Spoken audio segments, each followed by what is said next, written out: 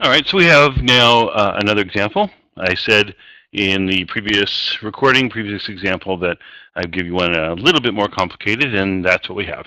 So I went ahead and wrote it up for you rather than waste your time in the recording. So essentially it's this. So we have two particles, both of which carry negative charges. And one of them, so we call them Q1 and Q2, but the charges, the particles have charges. The charge on particle number 2 is 3 times as large as the charge on particle number 1. That's what this says here.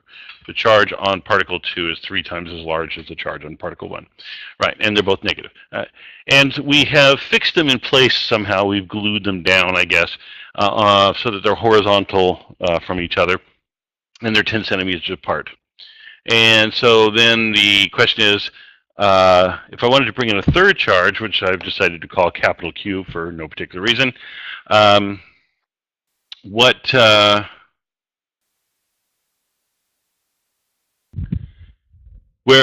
must I put, sorry, I was looking at something. Where do I need to put capital Q particle, where do I need to put the particle that carries the charge that I'm calling capital Q so that that third particle doesn't experience any net force at all? Right. So that's the problem. Okay. So step 1, draw a diagram.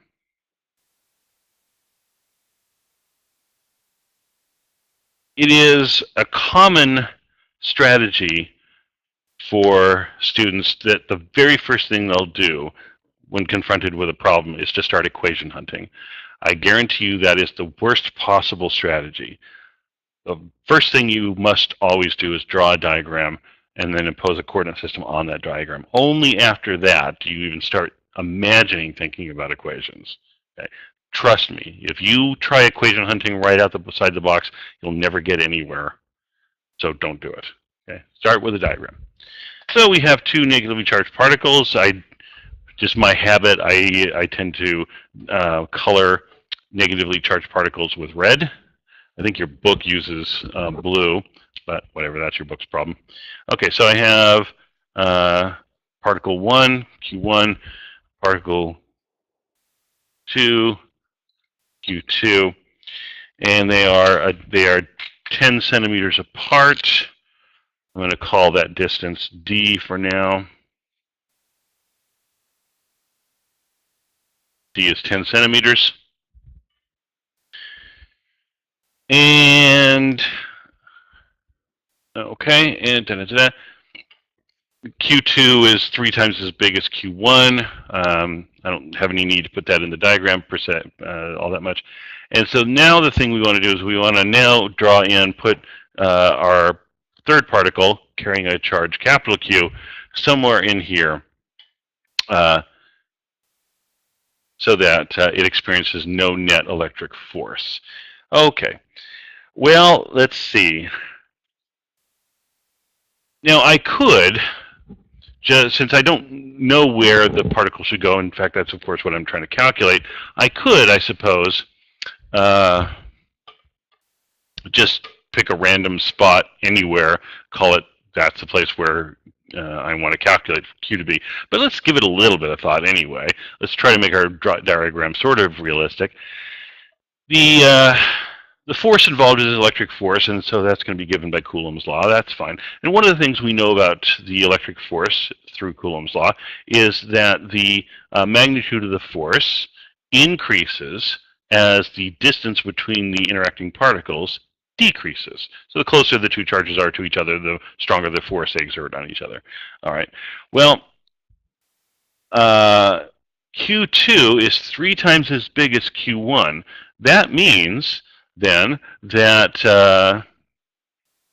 Q1 having the smaller charge, in order for capital Q to experience an equal force from Q1 equal to the force it's going to experience from Q2, since Q2 is so much bigger, 3 times bigger than Q1, it seems like capital Q needs to be closer to Q1 than to Q2. The reason is, again, because the charge on Q1 is smaller, so we have to get closer to it to overcome that effect. Okay, so I'm going to sort of guess then that the location in space where we want to put capital Q is going to be closer to Q1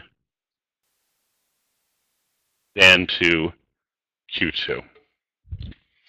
And I will label that distance, I will label that X. All right, so P is just, I'm labeling the point in space where I want to put capital Q, and it's going to be there, okay? So I guess I'll put, I go ahead and put capital Q there. So let's see, label that capital Q. And as I say, that's our point P, where we're putting that thing. All right. And I don't really need it here, but it doesn't hurt, I guess, and maybe it clears things up a little bit. I don't know. We want there to be no net force on capital Q. Well, there's going to be a force on capital Q from Q1, and then the question is the force on capital Q from little q, which way is that force going to point? Well, since both these Q1 and capital Q have the same sign of charge, then they're going to repel each other. So the force on capital Q due to Q1 is going to point away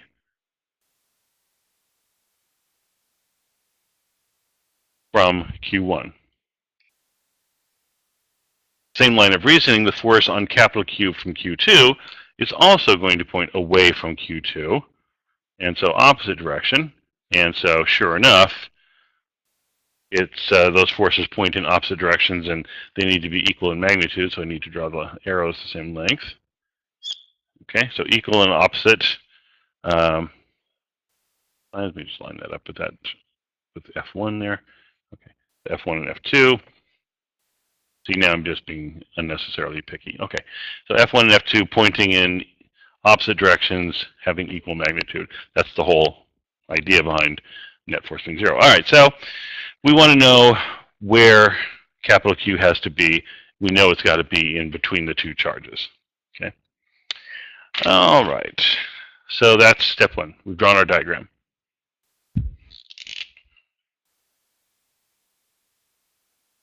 Step 2, impose a coordinate system.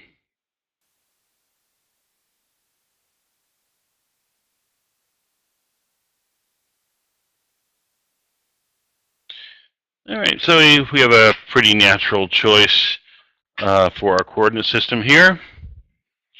And again, you can put your origin pretty much anywhere that pleases you.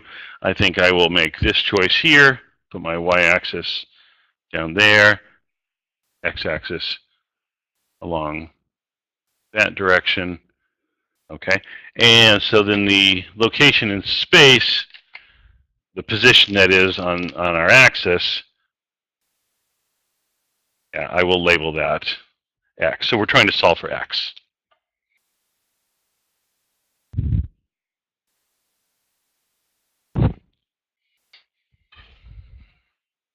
All right. And now step 3, solve the problem.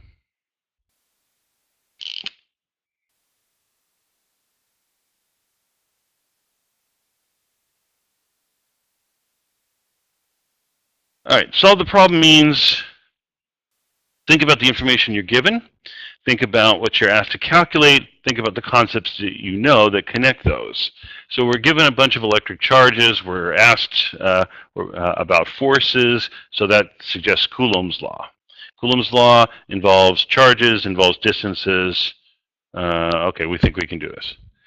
The new thing that this example is going to produce is that I have more than one electric force happening. The third charge, which I've labeled capital Q, has actually 2 electric forces acting on it. Okay, and so we're going to have to calculate both of those. Now, this is not new to you. This is not a surprise or anything you haven't handled before. Think back to your mechanics class. Think back to the mass on the inclined plane. You were asked to calculate stuff about the block on the inclined plane. Usually calculate its acceleration or calculate the coefficient of friction or something. And so there was a bunch of forces acting on the block on the inclined plane. There was gravity pulling it down. There was normal force pushing away from the surface. There was maybe a tension force from a wire from a rope around a pulley. There was friction. In other words, there were lots of forces acting on the block all at the same time, and you didn't worry about that. You just calculated each of the forces individually and then added them all together. We're going to do the same thing here. And in fact, in some sense, this is even easier because the only types of forces we have here are electric forces. There's only one kind of force that we have to worry about, and there's only two of them rather than four or something, right? So no problem here. So what we want is for F1 plus F2 to equal 0. So that says that F1 is equal to the negative of F2. Okay. Now, F1 is the force on capital Q due to charge Q1. So F1 is K times Q1 times Q over the distance between them. Let's take a look at that. This is why we do a diagram first. Okay, so here's Q1, here's capital Q. The distance between them is, I labeled that X. Okay, so that's what we're going to substitute in here for Coulomb's law. Q1Q over X squared. Now, I know that everything is going to be pointing along the X-axis, and so I won't bother putting the explicit labeling for X hat or for the X direction, but we'll keep it in mind that it's there. And in fact, actually, let's see. There's F1. We can see that it's pointing in the positive X direction. That's why we not only do a diagram, but we also do a coordinate system first, because you can just see it now. You don't have to think about it or worry about it. You just see it. Okay, F1 is pointing in the positive X direction. F2, when we get there next, is going to be pointing in the negative X direction, which is fine. They're going to be equal and opposite. We knew that. Okay. Now we need F2. We need to write down Coulomb's law for F2.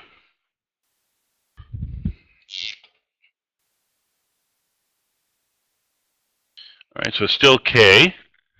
It's Q2, and we will replace Q2 with something, over the distance between them. And again, we can just read that off of the coordinate, off the diagram here. So that now we're talking about the distance between capital Q and Q2.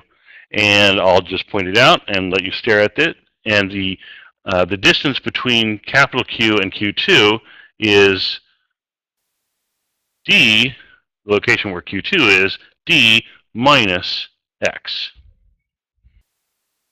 D minus that. Right? So, does that make sense?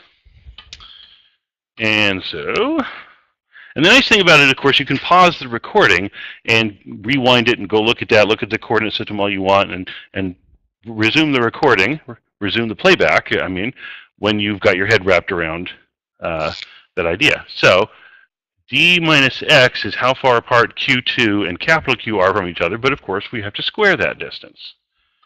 And there we are. Cool.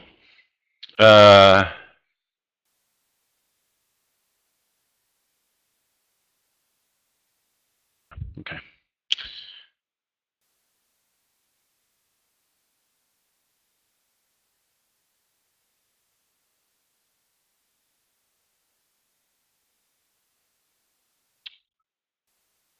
All right, so then we're simply going to write these down, and we're going to add them together and make sure that they're equal to 0.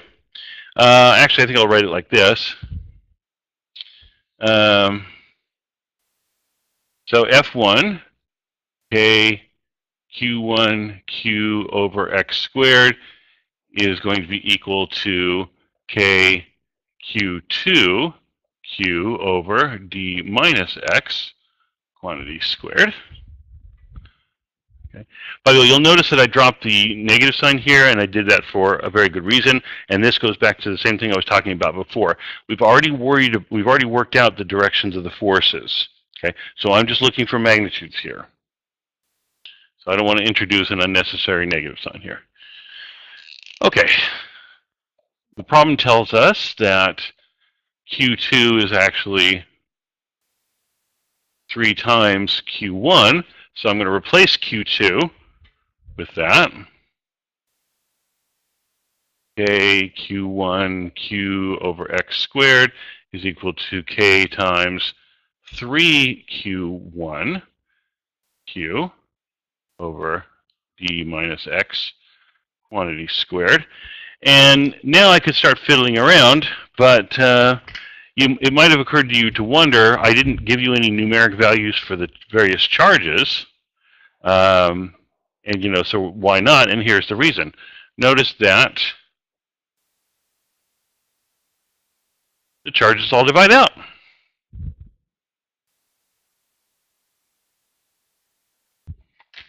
Pretty cute, eh? And so, and for that matter, so does the electrostatic constant. Wow. So really we're left with 1 over X squared is equal to 3 over this, okay?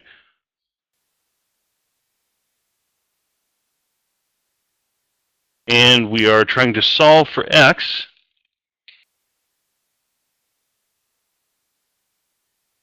At this point now it's just algebra, but why not? Let's go ahead and do it. So I'm going to cross multiply. So 3x squared is equal to d minus x quantity squared. Solving for x. I guess I said this earlier. Solving for x. So I get x squared is equal to d minus x quantity squared over 3. X is equal to d minus x over the square root of 3. And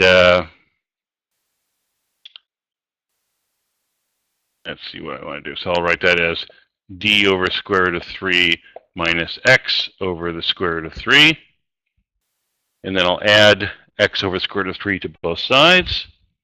So we have x plus 1 over this, let's write it like this. X over square root of 3 is equal to d over the square root of 3. And common denominator, so I'll get square root of 3x over the square root of 3 plus x over square root of 3 d over the square root of 3. And multiply both sides of this equation by square root of 3. I get square root of 3 times x plus x is equal to d. And then I'll factor the x out. So I have x times square root of 3 plus 1 is equal to d. And so x is equal to d over 1 plus the square root of 3. Okay? And d is equal to 10 centimeters. And so you substitute that in, and that's the answer to your question.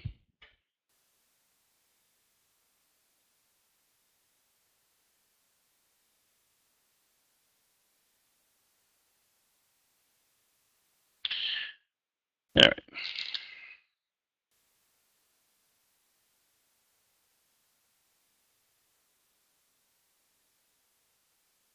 And I didn't actually calculate that, but that's easy. So, all right. All right, so here's what I want you to get out of this example.